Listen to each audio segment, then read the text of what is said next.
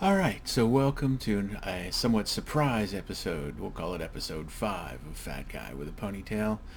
And I'm talking to you because I'm mad.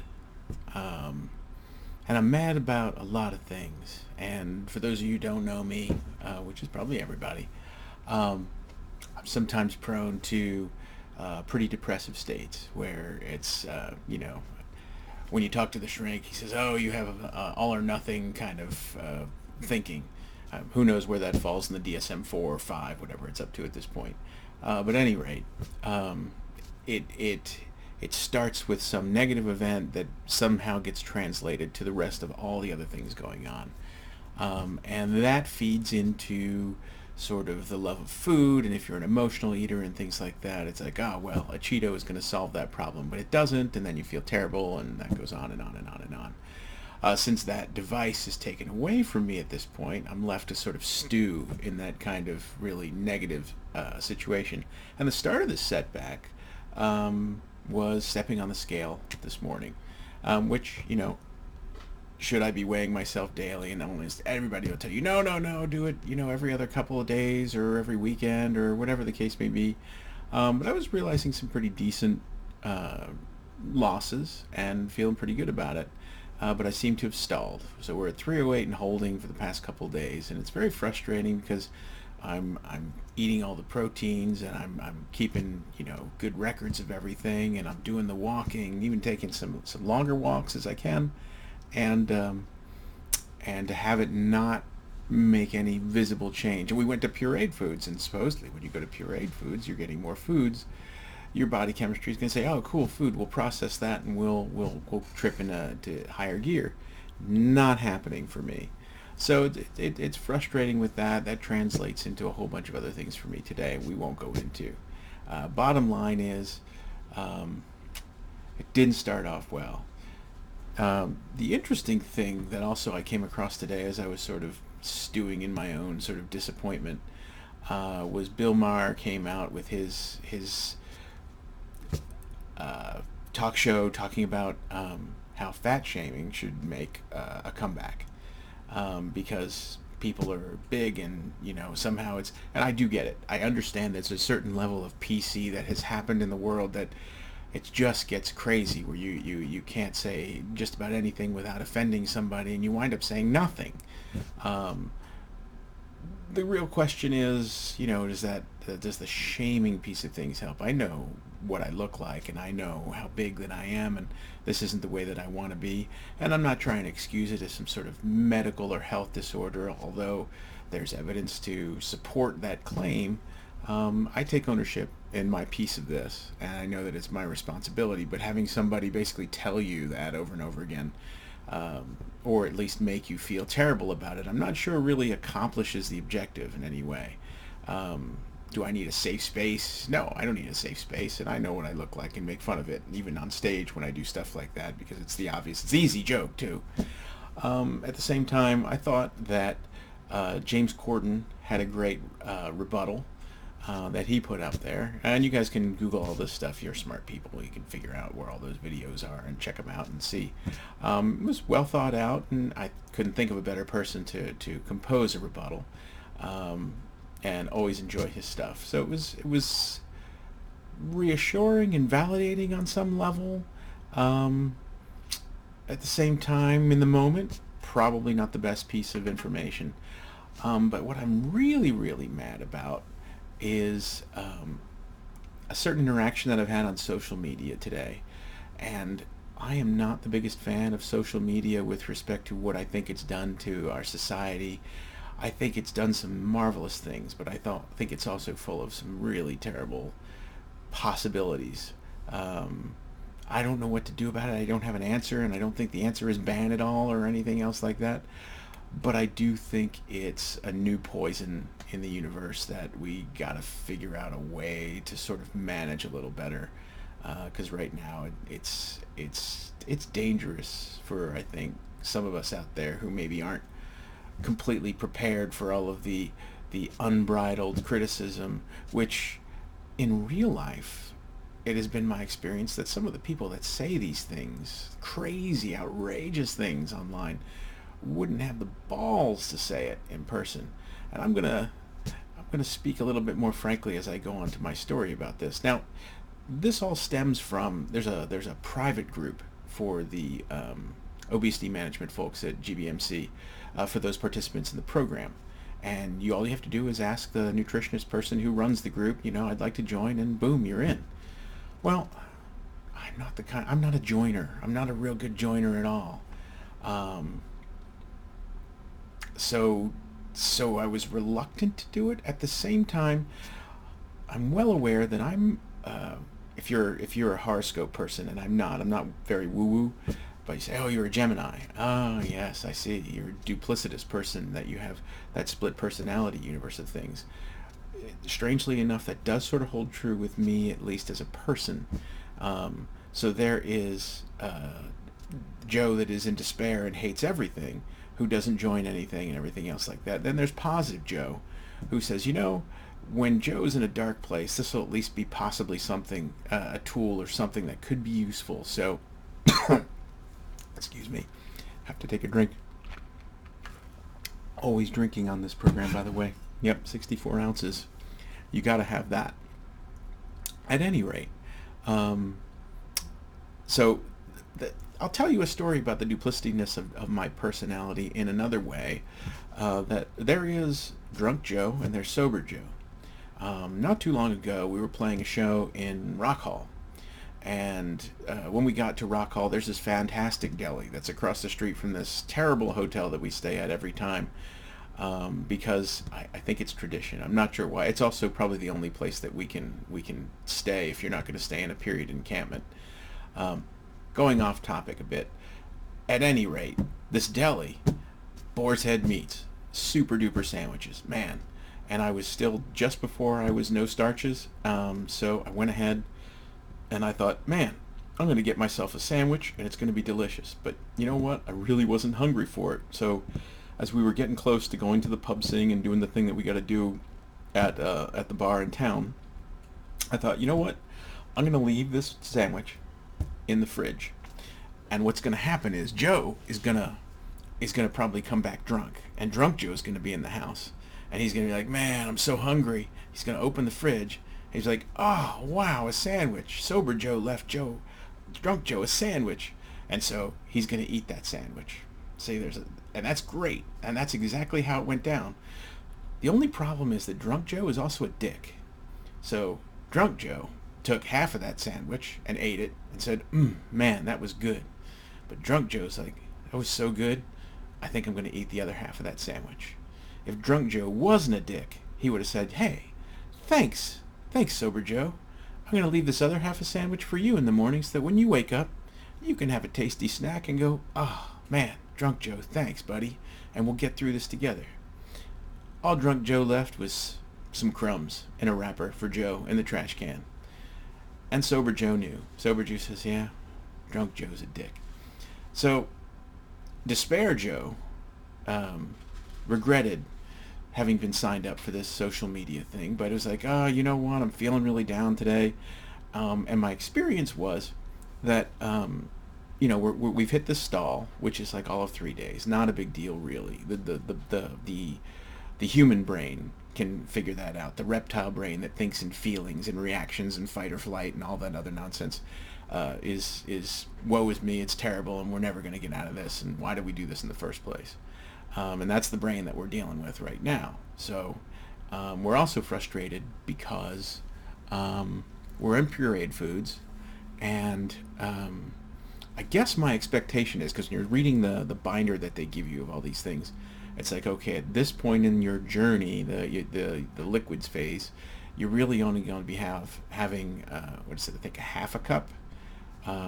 Eventually, you're going to build up to a full cup of food when you're in like all the foods in the world. But right now, it's half a cup to 3/4 of a cup. I'm like going, okay. Now, my expectation was that if you exceeded that your body would basically tell you, because things are not done healing and things are smaller than they used to be, that your body's going to let you know and be like, hey, like for instance, when I have other things that don't necessarily agree with me now, we get this really uncomfortable, like mother of all panic attacks feeling in your chest or like an alien is going to just pop out of your chest, and it's not a good feeling. Definitely gets your attention, and it makes you slow down and say, okay, I guess we're done with that for now. Um, so had some really great chili this evening, that Tanya had whipped up, and pureed it with the immersion blender so that I could turn it into that baby food consistency that keeps me from getting into trouble. And I ate. I had three ladles full. I think that turned out, she measured, to be about a cup. Now, that's a cup of unblended, so maybe that comes in around 3/4 of a cup.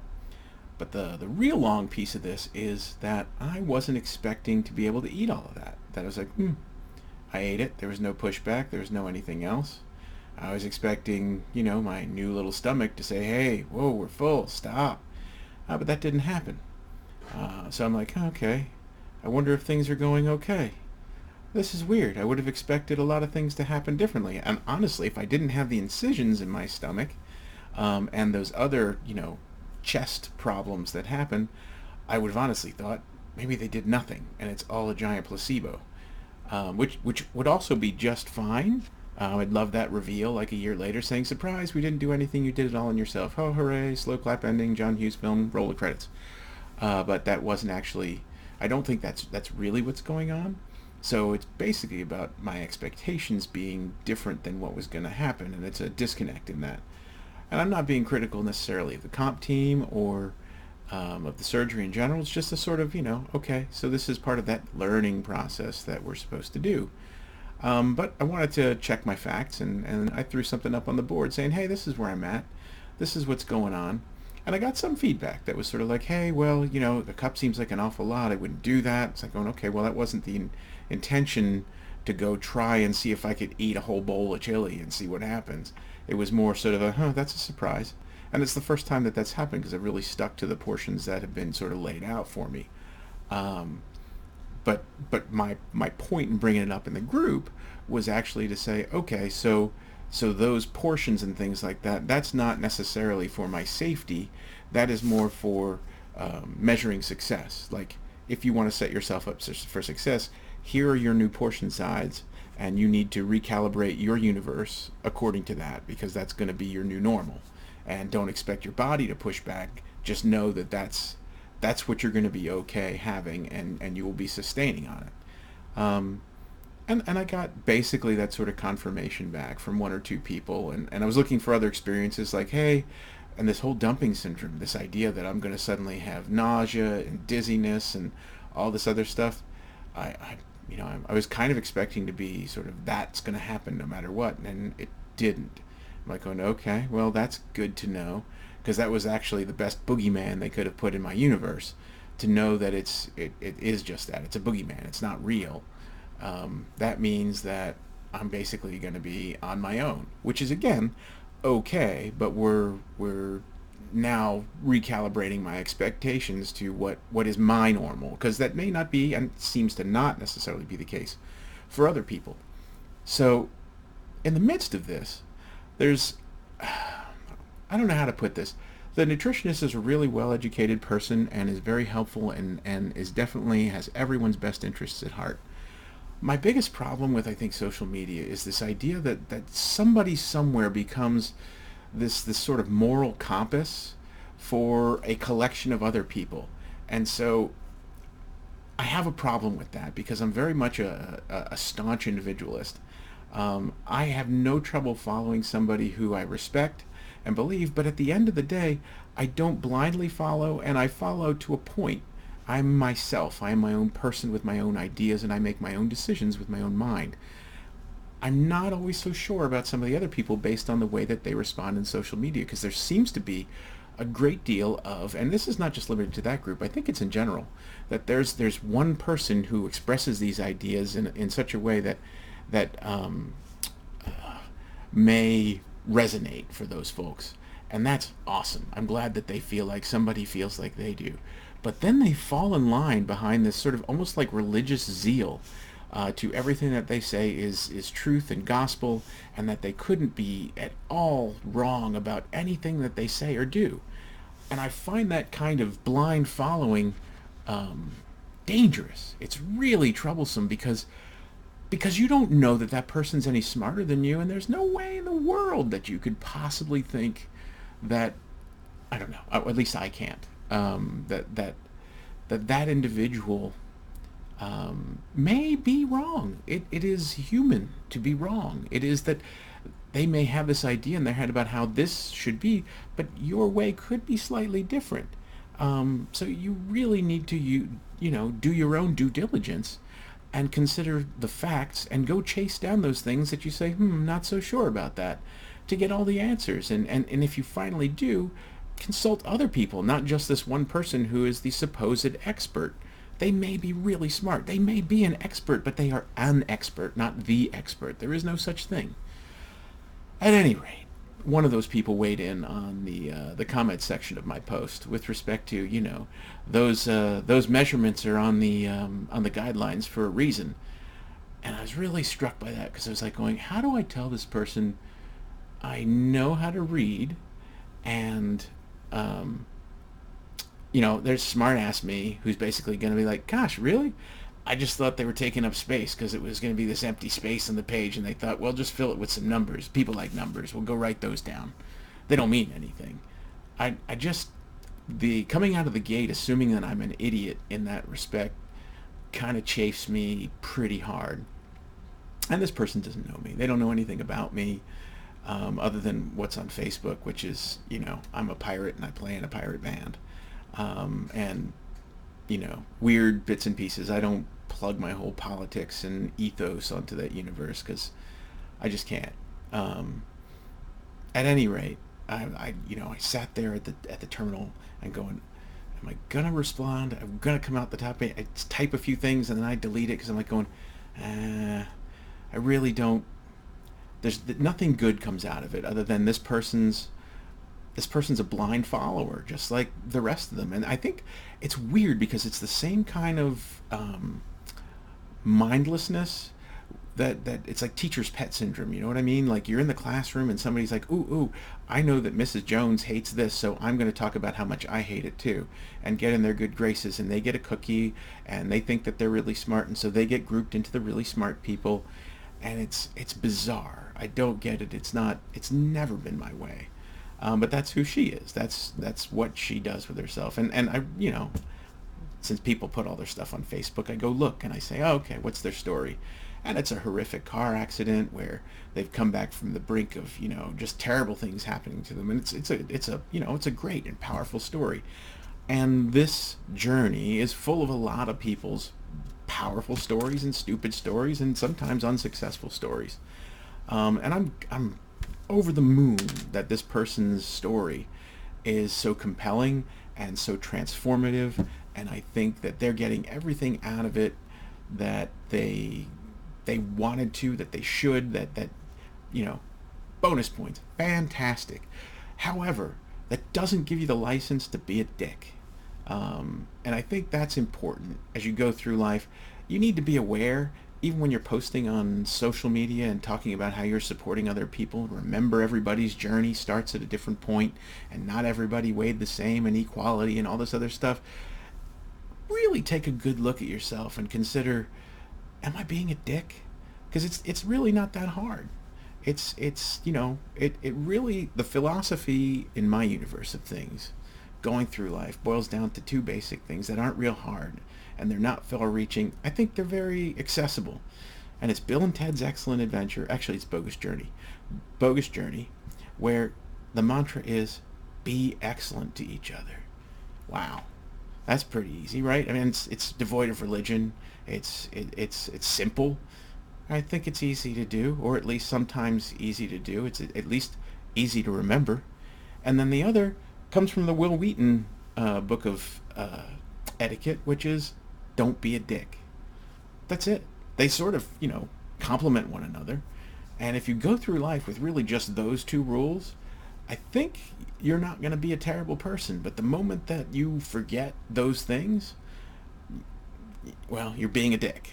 And that's basically what it boiled down to today. So in the end, I pulled down my post. And I still have a lot of anger about it. and I'm not a big fan of this person in the group. I thought about leaving the group, um, but Angry Despair Joe isn't the wisest person. He sometimes makes snap judgments, and so we're going to let him sit on that one for a bit. And I don't know who this Joe is that you're talking to right now. Maybe the in-between mediator Joe, who's saying, all right, we'll let that sit for a bit. We got what we needed out of it, which was basically, okay, the rules in place, the half a cup to 3/4 of a cup or whatever those measurements are, I'll go review, but expect my body not to necessarily send me the signals that it's basically like any other diet. And, take note of that, those people who are in the easy way out category. Note, no easy way out. This is still basically the same work that you would have to do without the surgery. So, fine, I'm on board with that. This is not something that's alien to me. So, we'll measure at that. We'll go with 3 to 4 meals a day. It's basically the same as bodybuilding and keto, where you're stoking the furnace and you're trying to hit those numbers. And so you're taking small meals and you're crushing those protein metrics as you go, and filling it with the good stuff and avoiding the bad stuff as you do that. Okay, fine. My body's just not going to send me those signals, and I'm going to work with that as independently as I can. So that's all. You've gotten some of the positives and negatives. We still got the baseball game coming up Tuesday and the gig on Saturday. So we'll see what happens then. Until then, y'all take care of yourselves.